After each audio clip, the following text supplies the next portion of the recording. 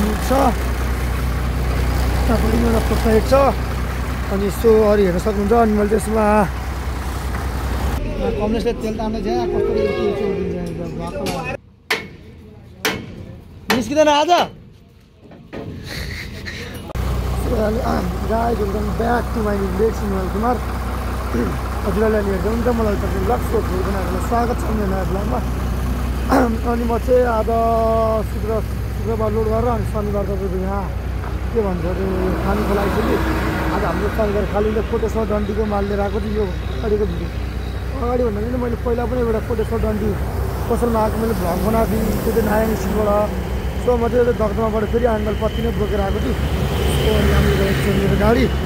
अनि अहिले चाहिँ बिहानको तपाईँको त्यस्तै 7 बज्न लागेको छ, 5-10 मिनट बाँकी छ। सो सबजनालाई गुड मर्निङ। अनि यो काठमाडौँ बाटोमा त एकदम डेन्जर हुन्छु क्या तपाईँको गल्छी कटेपछि।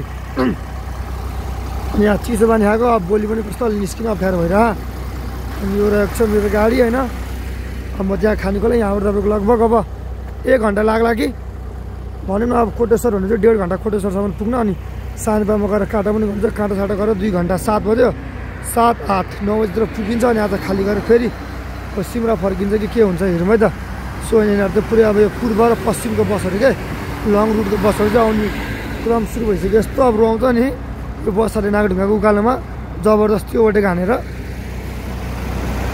सो यस्तो चाहिँ मैले चाहिँ यहाँ आफ्नो गाडीको टायर सायर सब चेक गरिसक्यो। एकछिन यहाँ गाडी स्टार्टमै छ, टायरहरू सब ठिक छ होइन, त्यो दिनु भइसक्यो।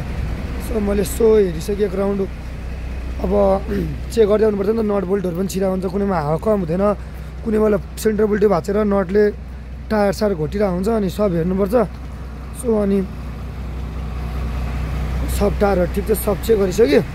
अब म चाहिँ यहाँबाट हिँड्छु। सो अनि त्यही भएर एउटा भ्लग पनि बनाइदिउँ न त भनेर अनि एउटा एउटा भ्लग बनाइदिएको मैले ट्याक्क लाएर आज पनि। अब आफ्टर लङ टाइम होइन, आफ्टर लङ टाइम भने पनि त्यस्तो 2-3 दिनपछि एउटा भिडियो आइरहेको छ। सो यस्तो त सबैले च्यानललाई लाइक सब्सक्राइब गरेर माया गर्नु ल। अनि अन्त्यसम्म हेर्नु होला। सो के कस्तो लाग्यो कमेन्टमा पनि भन्नु होला त गाइस। सबैले अलिकति सपोर्ट गरिदिनु पऱ्यो युट्युब फ्यामिलीले। यस्तै छ, म चाहिँ यहाँबाट हिँड्छु। धेरै अब कुरा नगरौँ, भिडियो पनि अब खाली गरेर सुब्रा पनि भरिन्छ। सो एउटा कुरा चाहिँ के भने मैले गाडीमा के कुरा डेकोरेसन गरेको छु भने चाहिँ हेर्नु सक्नुहुन्छ। मैले चाहिँ गाडीमा तपाईँको उयो 3टा लुकिङ ग्लास होइन, एउटा उतापट्टि फर्किसकेको रहेछ। अनि तपाईँको अब मैले फोक्सलाइट हालेको छु है, हामी छ यतापट्टि एउटा फोक्सलाइट छ। अनि यसो अरू हेर्न सक्नुहुन्छ। अनि मैले त्यसमा अनि त्यसपछि पछाडिपट्टि एउटा फोक्सलाइट थिएन यहाँनिर, यो पनि 3 रङ्गी बल्ब छ है, यो फोक्सलाइट हो। अनि त्यसपछि अर्को झापमा त बत्ती पहिल्यै नै थियो। अनि तपाईँको यो साइडमा नि बत्ती पहिल्यै थियो। अनि यो लत्तामा जेएनजिएफसीमा लेखेर लत्ता हाली सर्लको त्यहाँ तल्लोपट्टि लाइट हालेको छु है मैले त, तल्लोपट्टि लाइट हालेको छु। अनि यति नै यतापट्टिको। त्यसपछि अनि ग्यासको मैले चाहिँ खाना पकाउने सिस्टम हुन्छ नि, खाना पकाउने सामान सब गाडीमा राखेको छु कि। यो हाम्रो 34-26को क्याबिनेट दाइ त सुत्नु भएर यहाँनिर भाडा। अनि यहाँ पानी कार्टुन एउटा पानी झरेको छ तलतिर।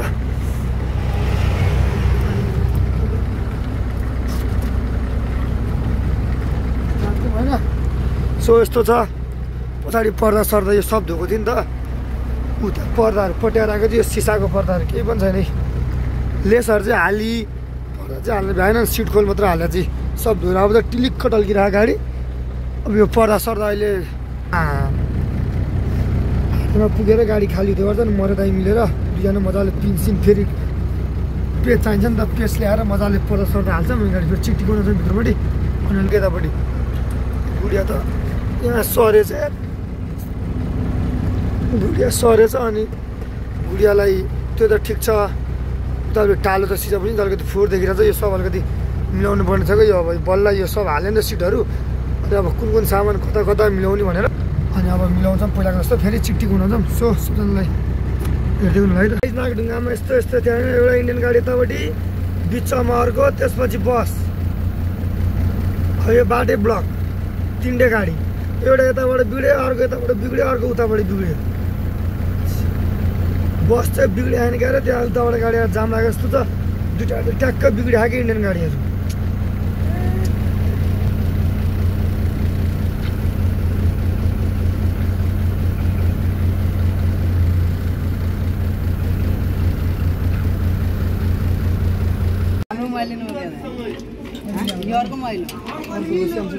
तान्न यसमा धेरै होइन 2-3 लिटर तान्न तिमीहरूको नै किनबिनको काम हुने गरी अनि हाम्रो यहाँ कङ्ग्रेसको अहिले अलिकति यसमा भिजाउनु चाहिँ 1 लिटर जति अनि अरू त्यो किनबिन बनाउन चाहिन्छ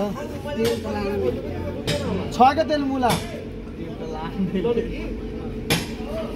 त्यो लागि आधै भनेर मुला मुखमा आयो छोडेर आएन त्यसपछि धेरै कुछ भने कहाँ आउँछ त अनि त्यो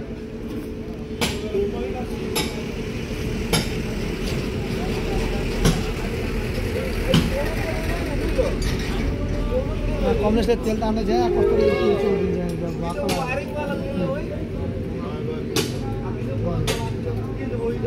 ताजा गर्नुपर्छ यसरी होइन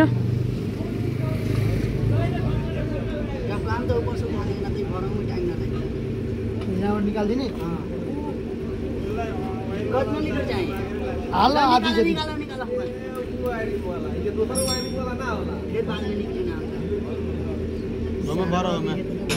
पहिला त त्यहाँ मात्र हाल्दै अरू त छोडेर पछि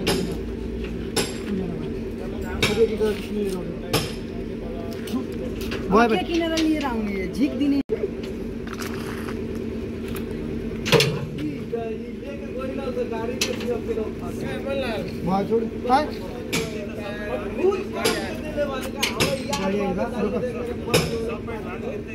हाम्रो बिनादेखिको खटाइ भइरह एउटा किनबिन खोल्न सकेन कम्पनी किनबिन परेर अनि यहाँ अनुहार रातो निलो पिलो दाइ कति बजे खोले थाहा तपाईँले किनबिन भनिदिनु त कमलेश यस्तो यस्तो गर्दैन गर्दा गर के हुँदैन भने दाइ अवस्था गम्भीर छ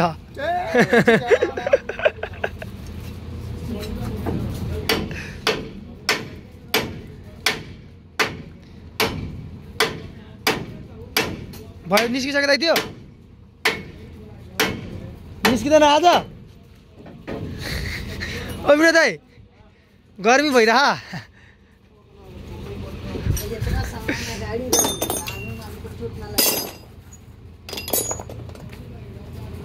खोलखोलबाट चाँड चाँडो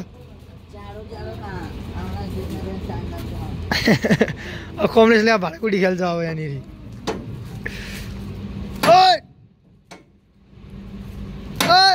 अम्लामा हाल्ला छ आफ्नै ओए गाडी कुचिन्छ मेरो पछाडिबाट सो गाइज मेरो चाहिँ यहाँनिर अब सिट खोल्नु त दिन जानु पऱ्यो होइन लोड फोहोर भएको छ पुरै सब खोलसोल खोलेर यतापट्टि रेडी छ लेसहरू चाहिँ खोल्दिनँ अहिले लेस चाहिँ खासै चाहिँ फोहोर भएन यो पर्दा यो पछाडिको पर्दा खोल्छु अरू भइसक्यो गुड छ सब है त सिट खोलहरू चाहिँ अब धोइन दिनु पऱ्यो